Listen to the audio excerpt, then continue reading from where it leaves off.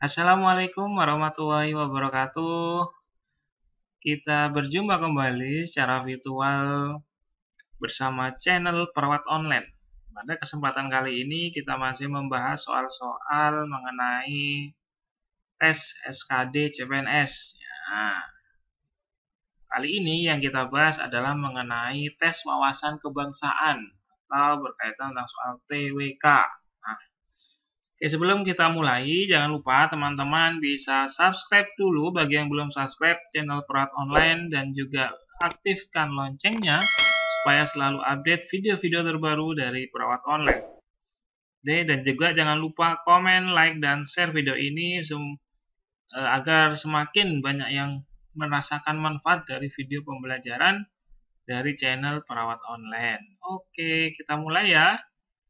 Siap-siap kita mulai soal TWK yang pertama. Nah, suatu negara yang dalam menyelenggarakan pemerintahannya selalu berdasarkan peraturan tertulis, maka negara tersebut dinamakan dengan A. Negara the rule of law, B. Negara berkedaulatan, C. Negara demokrasi, D. Negara hukum, atau E. Negara konstitusional.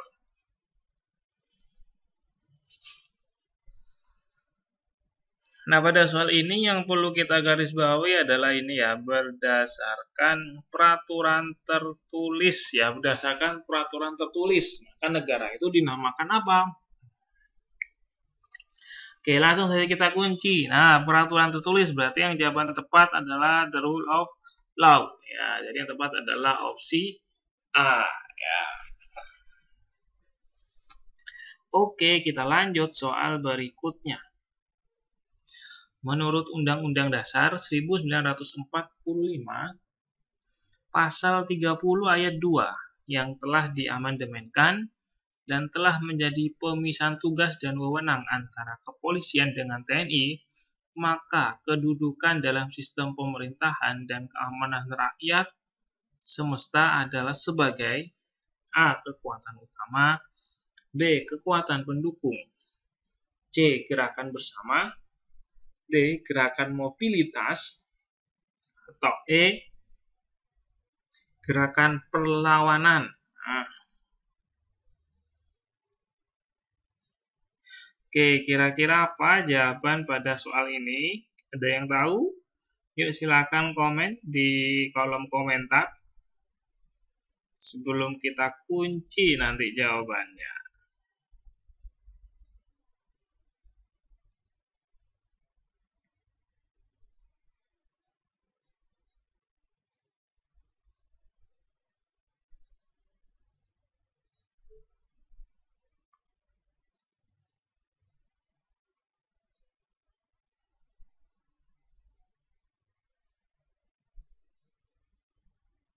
Oke, jawaban yang tepat pada soal ini adalah B ya. Nah, yang perlu kita garis bawahi di sini adalah antara kepolisian dan TNI. Nah, ini berdasarkan pasal 30 ayat 2. Nah, itu adalah dia sebagai apa? Sebagai ini adalah sebagai kekuatan pendukung. Oke, kita lanjut soal berikutnya.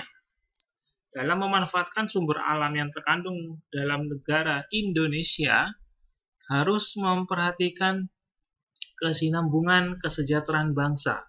Artinya, A. Pendapatan per kapita tetap, B. Jumlah penduduk tetap seimbang, C. Generasi yang akan datang adalah generasi penerus, D. Kesejahteraan sekarang belum tentu masa lampau sejahtera, E. Kesejahteraan itu perlu dinikmati pula oleh generasi yang akan datang.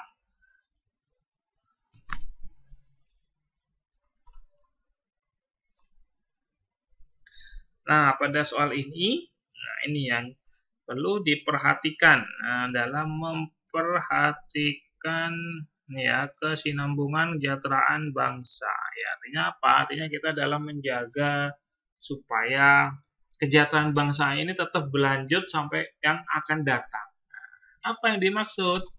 Oke, jawaban yang tepat adalah opsi C, karena generasi yang akan datang itu adalah generasi penerus. Nah, jadi jawaban yang tepat adalah yang opsi C ini.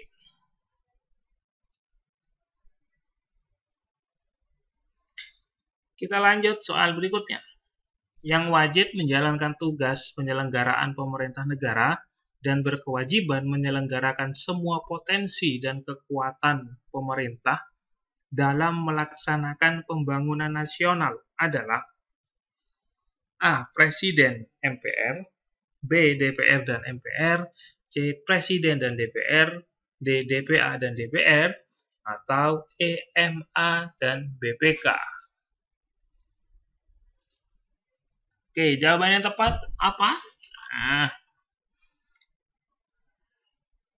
yang berkewajiban ya, ini ya, berkewajiban menyelenggarakan nih semua potensi dan kekuatan pemerintah dalam melaksanakan apa? Yaitu dalam melaksanakan pembangunan nasional. Siapa yang berkewajiban? Makanya DPR MPR. Ingat ya, yang perlu diperhatikan adalah MPR ini. MPR ini adalah bagian dari apa? Di MPR itu ada anggota DPR. Ya. Nah, MPR nanti juga ada yang namanya anggota DPD. Nah, jadi MPR itu isinya ya antara DPR dan DPD. Oke, jadi jawaban yang tepat adalah opsi A. Presiden dan MPR karena mencakup DPR dan juga mencakup DPD. Ya, tapi yang membedakan DPR DPD itu adalah bagian legislatifnya, sedangkan presiden itu adalah bagian eksekutifnya.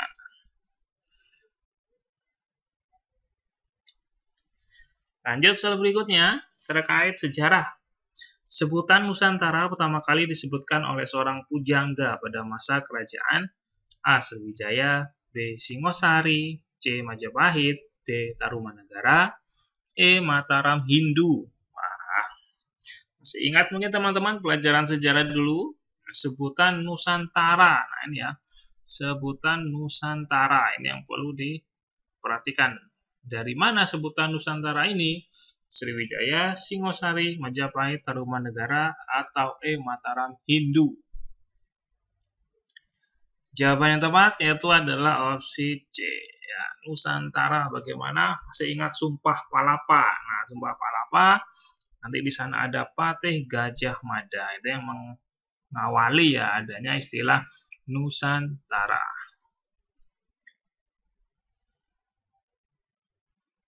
Oke, boleh lanjut soal berikutnya. Masih berkaitan dengan sejarah. Kerja paksa yang dilakukan oleh Belanda pada rakyat Indonesia dinamakan A. VOC, B. Kerja rodi, C. Keibodan, D. Kompani, atau E. Tanam paksa.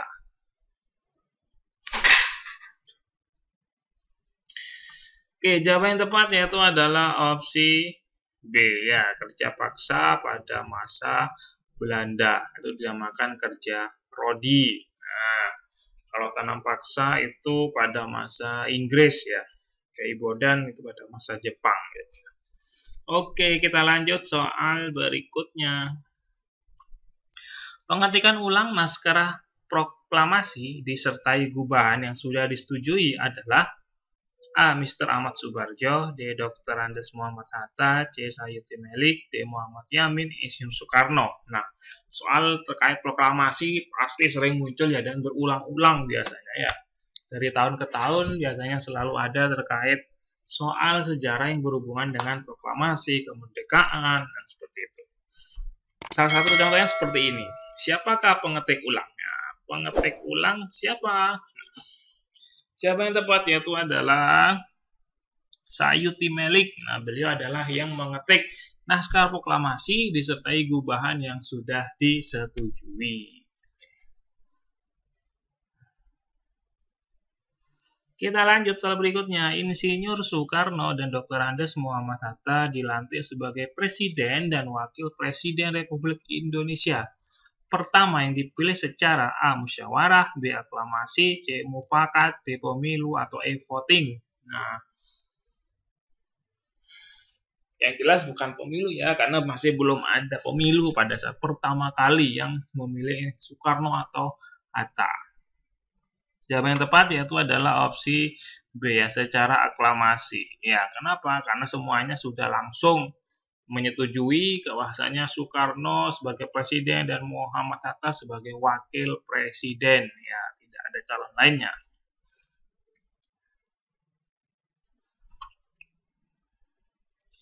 Oke, lanjut soal berikutnya. Contoh pelaksanaan politik luar negeri yang bebas dan aktif berdasarkan Pancasila adalah A. Ikut campur dan memihak salah satu blok, B. Pengiriman pasukan perdamaian ke wilayah konflik, C. Memberi bantuan senjata kepada negara yang bertikai, D. Menghimpun negara sepaham dan seideologi, atau opsi E. Organisasi ekonomi yang Eropa sentris. Nah, ya, seperti kita tahu kalau Indonesia itu adalah menganut politik luar negerinya bebas dan aktif ya. Bebas dan aktif. Oke, artinya apa? Itu adalah opsi. Contohnya adalah yang opsi B, ya, pengiriman pasukan perdamaian ke wilayah konflik. Ya, artinya politik negeri bebas dan aktif itu adalah bahasanya Indonesia tidak memihak pada salah satu blok. Intinya adalah netral.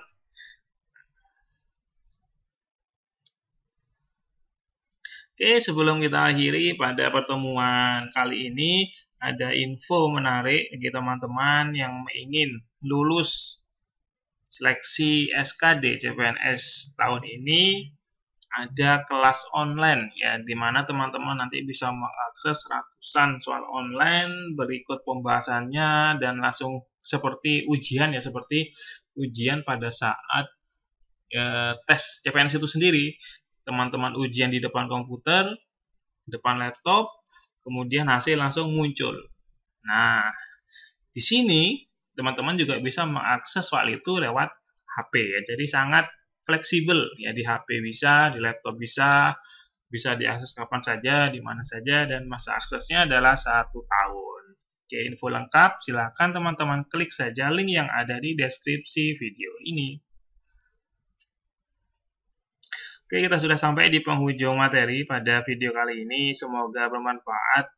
Video terkait tentang tes wawasan kebangsaan, silakan simak video-video lainnya dari channel Perawat Online. Salam sukses buat teman-teman yang akan mengikuti seleksi CPNS tahun ini. Saya akhiri. Wassalamualaikum warahmatullahi wabarakatuh.